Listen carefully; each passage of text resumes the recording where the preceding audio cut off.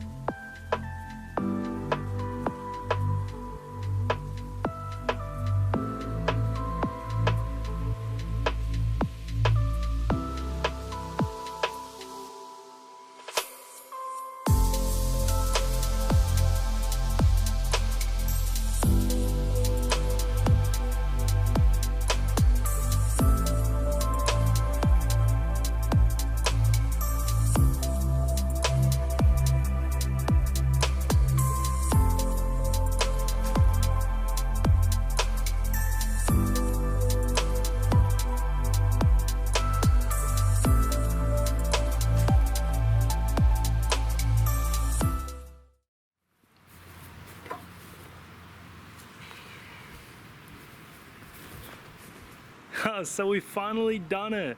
It is built, it is finished, it is over. Boy, that was a long time coming between work and everything else that's happening.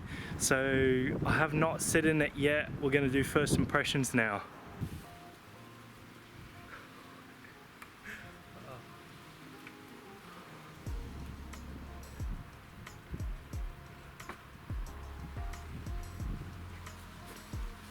I'm very impressed. I didn't know I was quite capable of making something like this.